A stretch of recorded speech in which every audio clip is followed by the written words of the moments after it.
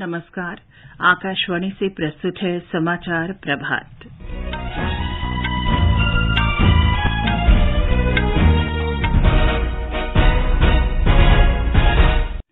भूटान नरेश जिग्मे खेसर नामग्याल वांगचुक आज नई दिल्ली में प्रधानमंत्री नरेंद्र मोदी से मुलाकात करेंगे। वित्त वर्ष 2022-23 के लिए सकल प्रत्यक्ष कर संग्रह में 20% से अधिक की वृद्धि दर्ज की गई। राष्ट्रपति द्रौपदी मुर्मू ने कहा, भारतीय भाषाओं में शिक्षा प्रदान करने से विश्व स्तरीय ज्ञान और विज्ञान हासिल होगा। झारखंड के चतरा जिले में सुरक्षा बलों ने मुठभेड़ में 5 शीर्ष माओवादियों को मार गिराया। आईपीएल में चेन्नई सुपर किंग्स ने कल रात लखनऊ सुपर जायंट्स को 12 रन से हराया और देश भर में आज महावीर जयंती मनाई जा रही है। समाचार प्रभात के साथ मैं चंद्रिका जोशी। भूटान नरेश जिग्मे खेसर नामग्याल वांगचुक प्रधानमंत्री नरेंद्र मोदी के साथ आज सवेरे नई दिल्ली में बैठक करेंगे। वे भारत की 3 दिन की यात्रा पर कल नई दिल्ली पहुंचे। भूटान नरेश आज शाम राष्ट्रपति भवन में राष्ट्रपति द्रौपदी मुर्मू से मिलेंगे। श्री वांगचुक दिल्ली में राजघाट पर महात्मा गांधी की समाधि पर आज पुष्पांजलि अर्पित करेंगे। विदेश मंत्री सुब्रमण्यम जयशंकर ने कल शाम नई दिल्ली में भूटान नरेश से भेंट की। श्री जयशंकर ने भूटान के भविष्य और भारत के साथ अनूठी साझेदारी को मजबूत करने की भूटान नरेश की दृष्टि को बहुत सराहनीय बताया। विदेश मंत्री एस जयशंकर ने हवाई अड्डे पर उनकी अगवानी की। भूटान के विदेश मंत्री और वरिष्ठ अधिकारी भी भूटान नरेश के साथ आए हुए हैं। विदेश मंत्री एस जयशंकर ने कहा कि इस यात्रा से भारत और भूटान की साझेदारी और मजबूत होगी तथा दोनों देशों के द्विपक्षीय संबंधों के सभी पहलुओं की समीक्षा करने का अवसर मिलेगा। राष्ट्रपति द्रौपदी मुर्मू ने भारतीय भाषाओं में शिक्षा देने का आह्वान किया है। दिल्ली के इंदिरा गांधी राष्ट्रीय मुक्त विश्वविद्यालय इग्नू के 36वें दीक्षांत समारोह में उन्होंने कहा कि विज्ञान की विश्व स्तरीय शिक्षा भी भारतीय भाषाओं में दी जा सकती है। राष्ट्रीय शिक्षा नीति 2020 में भारत को ग्लोबल नॉलेज सुपर पावर के रूप में प्रतिष्ठित करने का लक्ष्य निर्धारित किया गया है। इस शिक्षा नीति में अन्य महत्वपूर्ण सुझावों के साथ साथ भारतीय परंपराओं के प्रति गौरव का अनुभव करने तथा भारतीय भाषाओं को अध्ययन का माध्यम बनाने पर जोर दिया गया है। राष्ट्रपति ने शिक्षा सहित विभिन्न क्षेत्रों में महिलाओं की प्रगति की भी सराहना की। उन्होंने कहा कि डिग्री, प्रमाण पत्र और डिप्लोमा प्राप्त करने वाले विद्यार्थियों में 55% महिलाएं हैं। लगभग 2,79,918 विद्यार्थियों को डिग्री, प्रमाण पत्र और डिप्लोमा दिए गए। राष्ट्रपति ने कहा कि राष्ट्रीय शिक्षा नीति 2020 के अनुसार देश में 2035 तक 50% दाखिले के अनुपात को प्राप्त करने का लक्ष्य है। सकल प्रत्यक्ष कर में वर्ष 2022-23 में 20% की वृद्धि दर्ज की गई है। इस अवधि में सकल प्रत्यक्ष कर 19.68 लाख करोड़ रहा। वित्त मंत्रालय से जारी अंतरिम आंकड़ों में बताया गया है कि वित्त वर्ष 2022-23 में प्रत्यक्ष कर का संग्रह 16.61 लाख करोड़ रहा, जबकि इसके पिछले वर्ष ये 14.12 लाख करोड़ रुपए था। वित्त वर्ष 2022-23 में प्रत्यक्ष कर संग्रह बजट अनुमान से 2.41% अधिक रहा। महिला और बाल विकास मंत्रालय की दूसरी G20 सशक्तिकरण बैठक आज से केरल के तिरुवनंतपुरम में होगी। केंद्रीय महिला और बाल विकास राज्य मंत्री महेंद्र भाई मुंजपारा 5 अप्रैल को इस बैठक में शामिल होंगे। बैठक का विषय है महिला सशक्तिकरण, समानता और अर्थव्यवस्था दोनों के लिए लाभदायक। 2014 में ब्रिस्बेन में हुए शिखर सम्मेलन में G20 नेताओं ने मानव श्रम बल में लैंगिक असमानता को 2012 की तुलना में 2025 तक 25% घटाने का लक्ष्य रखा था। केंद्रीय श्रम तथा रोजगार और पेट्रोलियम तथा प्राकृतिक गैस राज्य मंत्री श्री रामेश्वर तेली ने G20 देशों से विचार विमर्श को आगे बढ़ाने और रोजगार कार्यकारी समूह के प्राथमिकता वाले 3 क्षेत्रों वैश्विक कौशल अंतराल, गिग तथा प्लेटफॉर्म अर्थव्यवस्था और सामाजिक सुरक्षा का सतत वित्त पोषण के लिए स्पष्ट कार्यनीतियों में परिवर्तित करने का आह्वान किया है। ये समाचार आकाशवाणी से प्रसारित किए जा रहे हैं। समाचार प्रभात में आपका फिर स्वागत है।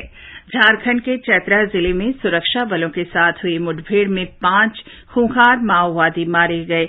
इन नक्सलियों पर 25-25 लाख रुपए इनाम की घोषणा की गई थी। पुलिस ने बताया कि इनके पास से 2 AK-47 और 2 इंसास समेत 6 राइफल और कई कारतूस बरामद हुए हैं।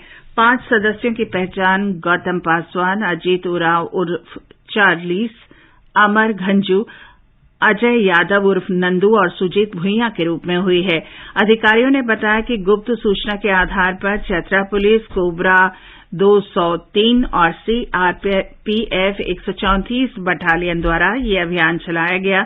ये मुठभेड़ पलामू और चतरा जिलों की सीमा के करीब लवलांग पुलिस थाना क्षेत्र के नौदिया जंगल में हुई।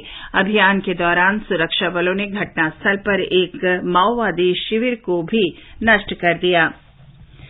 बिहार में बिहारशरीफ और सासाराम के हिंसा प्रभावित क्षेत्रों में निषेधाज्ञा लागू है और बड़ी संख्या में सुरक्षा बल तैनात किए गए हैं।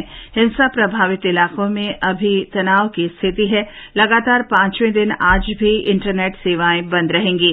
शिक्षण संस्थान और व्यापारिक प्रतिष्ठान बंद हैं। इस संबंध में अब तक 173 लोगों को गिरफ्तार किया गया है। बिहारशरीफ में 1 व्यक्ति की मौत हुई है और 17 लोग घायल हुए हैं। सासाराम में हिंसा में 6 लोग घायल हुए हैं। अतिरिक्त पुलिस महानिदेशक GS गंगवार ने कहा कि प्रशासन ने संवेदनशील इलाकों में फ्लैग मार्च किया है। नालंदा में बिहार विशेष सशस्त्र पुलिस की 3 कंपनी बल और 100 हमारे जो लाठी बल सिपाही बिहार पुलिस में वो पहले से ही डेपुटेड। उसके उपरांत जब वहाँ समस्या उत्पन्न हुई तो SSB की 1 कंपनी, RAF की 2 कंपनी, ITBP की 1 कंपनी जो आज पहुंची है। उसके अलावा बिहार विशेष सशस्त्र पुलिस की 9 कंपनियां ऑलरेडी वहाँ पर तैनात हैं। रोहतास जिले में बिहार विशेष सशस्त्र पुलिस की 5 कंपनियां और 200 लाठी बल VIP प्रोग्राम था, उसके मद्देनजर पहले से डेपुट की गई थी। महावीर जयंती का पर्व देश भर में मनाया जा रहा है। उपराष्ट्रपति जगदीप धनखड़ ने महावीर जयंती के अवसर पर लोगों को शुभकामनाएं दी हैं और कहा है कि भगवान महावीर के उपदेश पवित्रता, दयालुता और न्याय संगत जीवन जीने के लिए सबको प्रेरित करते हैं। उपराष्ट्रपति ने कहा कि महावीर जयंती समृद्ध जीवन के लिए सही आस्था, सही ज्ञान और सही आचार के त्रिरत्न के प्रति संकल्पबद्ध रहने का अवसर प्रदान करती है। सरकार ने इस वर्ष डिजिटल चयन प्रक्रिया के माध्यम से 1,40,000 हज यात्रियों का चयन किया है। इनमें 10,000 से अधिक 70 वर्ष से अधिक आयु के लोग हैं और 4,000 से अधिक महिलाएं हैं। अल्पसंख्यक कार्य मंत्रालय ने बताया कि हज यात्रियों के लिए चिकित्सा बीमा अनिवार्य होगा। मंत्रालय ने कहा कि स्टेट बैंक कैशलेस सुविधा के बारे में जानकारी देने के लिए टेलीफोन हेल्पलाइन स्थापित करेगा। IPL क्रिकेट में चेन्नई सुपर किंग्स ने लखनऊ सुपर जायंट्स को 12 रन से हरा दिया है। आज शाम 7:30 बजे दिल्ली में दिल्ली कैपिटल्स का मुकाबला गुजरात टाइटंस से होगा। और अब सुनिए आकाशवाणी के लोकप्रिय कार्यक्रम प्रधानमंत्री की मन की बात पर आधारित विशेष श्रृंखला। आज की कड़ी का विषय है जिंदगी में सलामती की अहमियत का संदेश। लोक आवाज और सीधा संवाद, यानी आपके हम सबके मन की बात। जी हाँ, ऐसे ही करोड़ों लोगों से जुड़ जाते हैं हमारे प्रधानमंत्री हर महीने मन की बात प्रोग्राम के साथ। आकाशवाणी पर ये सिलसिला अप्रैल में 100वीं कड़ी के साथ जारी रहेगा। इस विशेष मौके पर मन की बात कार्यक्रम से प्रधानमंत्री के चुनिंदा संबोधनों को फिर प्रस्तुत किया जा रहा है। इस विशेष कार्यक्रम की 41वीं कड़ी में प्रस्तुत है मन की बात का वो अंश जिसमें प्रधानमंत्री ने जिंदगी में सलामती की अहमियत का संदेश दिया। आपदा के वक्त अपनी हिफाजत जितनी अहम है, उतना ही महत्वपूर्ण है दूसरे लोगों और संपत्ति की सुरक्षा। 28 फरवरी 2018 को प्रसारित मन की बात कार्यक्रम में प्रधानमंत्री ने प्राकृतिक आपदा के दौरान आने वाली चुनौतियों का न सिर्फ जिक्र किया बल्कि लोगों को उसमें सलामत रहने का संदेश भी दिया। जब हम पब्लिक सेफ्टी की बात करते हैं तो दो चीजें बहुत महत्वपूर्ण होती हैं, प्रोएक्टिवनेस और दूसरा है प्रिपेयर्डनेस।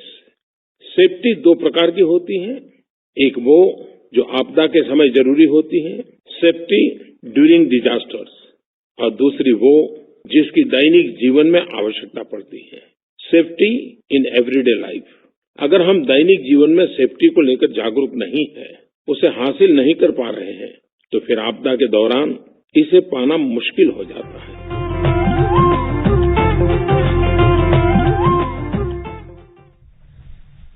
मन की बात पर आधारित विशेष श्रृंखला आप सुन सकते हैं प्रतिदिन सुबह 8 बजे समाचार प्रभात और रात 8:45 बजे समाचार संध्या में।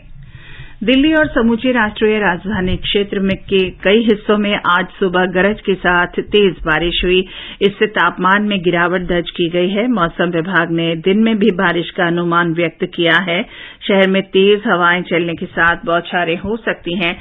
आकाशवाणी से बातचीत में चंडीगढ़ मौसम केंद्र के निदेशक मनमोहन ने बताया कि 6 अप्रैल के बाद मौसम साफ रहेगा। पंजाब, हरियाणा, चंडीगढ़ में और आसपास के इलाकों में अच्छी बारिश हुई है और कई जगह थंडर एक्टिविटी भी हुई है, हेल भी रिपोर्ट हुआ है। टेम्परेचर उसमें भी काफी कम रिकॉर्ड की गई। जो दिन के टेम्परेचर थे, जो मैक्सिमम टेम्परेचर थे, वो काफी नॉर्मल से कम रहे और जो रेन भी अच्छी हुई है। वेस्टर्न डिस्टर्बेंस है, उसका भी इफेक्ट आज भी रहेगा। टुडे रेनफॉल ज्यादा नहीं होगी। Tomorrow we will isolated rainfall only and after that weather will be clear from 6th onward. देश में कल 3,600 से अधिक लोगों में कोरोना संक्रमण की पुष्टि हुई है। फिलहाल 20,000 से अधिक लोगों का इलाज चल रहा है और स्वस्थ होने की दर 98.76% है। स्वास्थ्य मंत्रालय के अनुसार 686 लोगों का टीकाकरण किया गया। देश में अब तक 220 करोड़ 66 लाख से अधिक टीके लगाए जा चुके हैं। और अब आज के समाचार पत्रों की सुर्खियों के साथ हैं निखिल कुमार। धन्यवाद चंद्रिका। सीबीआई की स्थापना के 60 वर्ष होने पर आयोजित समारोह में प्रधानमंत्री के संबोधन को आज अखबारों ने अलग अलग शीर्षकों से प्रमुखता दी है। अमर उजाला के शब्द हैं, मोदी बोले ताकतवर भ्रष्टाचारियों पर कार्रवाई से हिचके नहीं। भ्रष्टाचार लोकतंत्र और न्याय के लिए सबसे बड़ी बाधा है। नव भारत टाइम्स की खबर है, सरकार ने स्पष्ट किया 651 आवश्यक दवाओं के दाम घटे। देशबंधु ने बॉक्स में लिखा है, डराने लगा कोरोना, पिछले 24 घंटे में रिकॉर्ड मामले मिले, दुनिया के 5 शीर्ष संक्रमित देशों में पहुंचा। दैनिक ट्रिब्यून के पहले पन्ने की खबर है, बेमौसम बारिश से 10% फसल को नुकसान, केंद्र ने कहा गेहूं के कुल उत्पादन में गिरावट की आशंका नहीं। मौसम के बदलते अंदाज को कुछ अखबारों ने पहले पन्ने पर देते हुए रोहतांग, धौलाधार में बर्फबारी के बाद शीतलहर की खबर दी है। लोकसत्य ने लिखा है, अप्रैल में नरमी बरतेगी गर्मी, आंधी और वर्षा के रहेंगे आसार। हरिभूमि ने एक सर्वेक्षण के हवाले से पहले पन्ने पर लिखा है, पीएम मोदी ने दुनिया में लोकप्रियता के रिकॉर्ड तोड़े, एक बार फिर सबसे लोकप्रिय नेता बने। वैश्विक रेटिंग में जो बाइडेन, मैक्रो और सुनक को पीछे छोड़ा। नव भारत टाइम्स की खबर है, कैशलेस होगा हज, यात्रा में बैंक कार्ड से होगा हज। अमेरिकी अंतरिक्ष एजेंसी नासा ने चांद की परिक्रमा करने वाले 4 अंतरिक्ष यात्रियों की टीम की घोषणा की। 50 साल बाद चांद तक पहुंचेंगे यात्री। दैनिक भास्कर ने विशेष आलेख में सतर्क करते हुए लिखा है, 6 साल से कम उम्र के बच्चों को मोबाइल से बहलाना खतरनाक है। ऐसे बच्चे अपनी रुचि नहीं पहचान पाते, बचपन की यादें धुंधली हो जाती हैं। और अंत में मुख्य समाचार एक बार फिर। भूटान नरेश जिग्मे खेसर नामग्याल वांगचुक आज नई दिल्ली में प्रधानमंत्री नरेंद्र मोदी से मुलाकात करेंगे। वित्त वर्ष 2022-23 के लिए सकल प्रत्यक्ष कर संग्रह 20% से अधिक की वृद्धि दर्ज की गई। राष्ट्रपति द्रौपदी मुर्मू ने कहा, भारतीय भाषाओं में शिक्षा प्रदान करने से विश्व स्तरीय ज्ञान और विज्ञान हासिल होगा। झारखंड के चतरा जिले में सुरक्षा बलों ने मुठभेड़ में 5 शीर्ष माओवादियों को मार गिराया। आईपीएल में चेन्नई सुपर किंग्स ने कल रात लखनऊ सुपर जायंट्स को 12 रन से हराया और देश भर में आज महावीर जयंती मनाई जा रही है। इसके साथ ही समाचार प्रभात का ये अंक समाप्त हुआ। नमस्कार।